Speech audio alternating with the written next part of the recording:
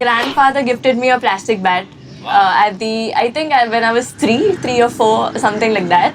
I used to play with my friends just my grandfather's house. So there was a chawl. They used to stay in a chawl. So just outside the chawl, I used to play with my friends over there. And I still remember my first bowling action was this. I used to go and I used to bowl like that. I was like the cheater cock kind of a person and very bad person. Why? It's not very bad. I used to fight a lot, especially with my brothers, especially when I used to come for cricket. So, I'm the only girl at home, the smallest. So I used to get the most lad at home from Mama Dada. And Dada used to listen. I could put out Dada like that.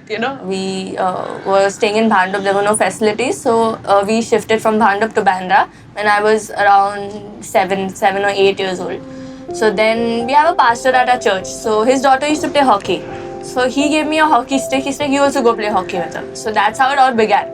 So I started doing well in hockey, and then after a few years, I got selected for Maharashtra under 19 Maharashtra under 17 when I was around 11 years old. And then next year, Mumbai became a standalone state. So then I started playing for Mumbai under 19. But then there came a certain point where I was doing well at both cricket and hockey. And I reached the highest stage first in hockey. Like I got selected for Mumbai, Maharashtra in hockey before cricket. So my dad and mom were like, okay, she's going to pursue hockey as a career and all that. But so happened the next year I started doing well in cricket too. I played state and I started playing zonals and all that. So it was like a very tough decision for me at that time. And I love both the sports. So my dad once took me aside and like, you have to decide because both are clashing.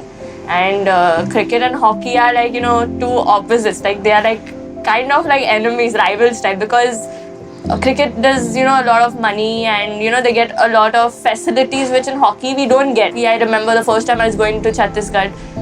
It was, almost around a 24, 26 hour train journey. We had 4 tickets. On 4 tickets, 18 of us were sitting in a second class dabba. And we had our kit bags. There was a big goalkeeper's kit. So like how we struggled over there. Then when we went over there, we used to, stay in classrooms. Like all 18 of us in one small classroom. And I remember the toilets over there was like the worst. So, there's a men's urinal. So there was a pipe coming out. From there, we had to wash our face and all that. So it was that bad, hockey. So those are the struggles we had in hockey. But all of us used to just do it. Even my friends, we used to just do it just because we loved the sport. And we pursued hockey. So it was like that. So I used to like either cricket or hockey. So I cried at that time because I wanted to play both. I really wanted to play both. But then finally, because at that moment I had got selected in cricket, means at a higher stage than hockey. So then I stuck to cricket and went ahead with cricket. They were like, my mom said this, like, it doesn't matter how much ever you score. That doesn't define you as a cricketer, as a player. We know that you are the best and that's what's most important. Also, this one scripture from the Bible like really motivated me to, go ahead. It was in Jeremiah 29:11. So it says, God says, for I know the plans I have for you. Plans to prosper you and not harm you. Plans to give you a hope and a future. I used to play just because it was like a hobby or I used to have fun. When I got selected for Mumbai under 19 and I played my first match and all that, I played a tournament. After the tournament, I came back home and like, no, I need to work upon my batting. And that's the time where, playing for India got like really serious for me. Till then, I always have to talk, I will play for India one day. I'll play for India one day, like that. Whenever I used to go to a theatre to watch a movie, always before that, there's a national anthem. So whenever I used to stand for the national anthem, I used to always imagine myself in the India blue, standing with the Indian team out there and singing the national anthem.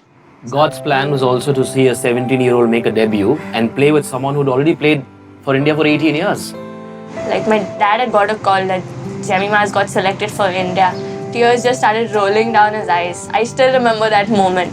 I actually wasn't that emotional, but just seeing that, that joy in my mom and dad's eyes, those tears in their eyes, made me even more emotional than when I started crying. Because it has been my dad's dream to play for India, but he never got the support. To see me fulfilling his dream was like the biggest joy he could ever had.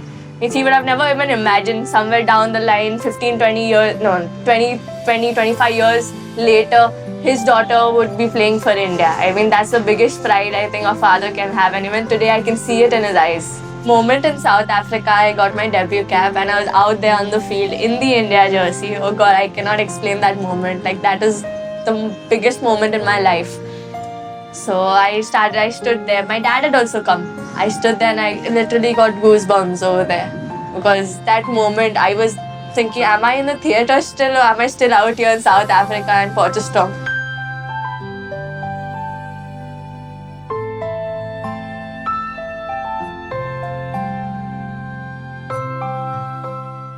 He doesn't seem like a Khadoos coach.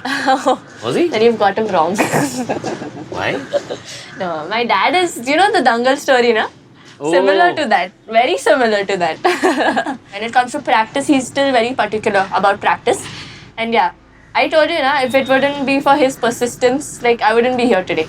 You know, sometimes it gets kind of annoying, but but you know, I was having this conversation with my mom.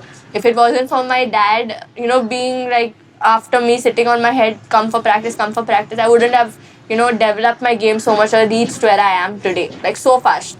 For anyone who doesn't know you as the cricketer, may not be able to imagine that when you hit the ball, it really races through. How do you generate so much power?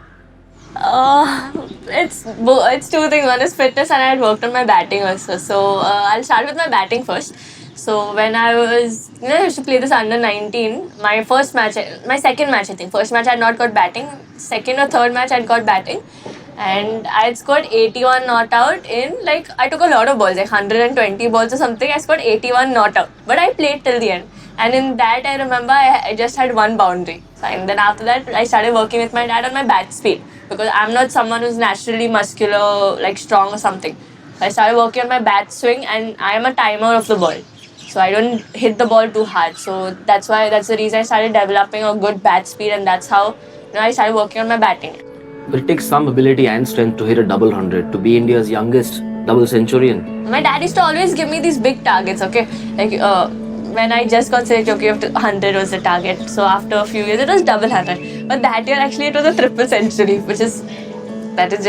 he is the man who thinks big. And the moment, this had happened after the 2017 World Cup, where, you know, women's cricket had just come in the limelight. So the moment I got my phone from the managers, my phone was non-stop. It was ringing. All these media people, journalists, everybody calling me.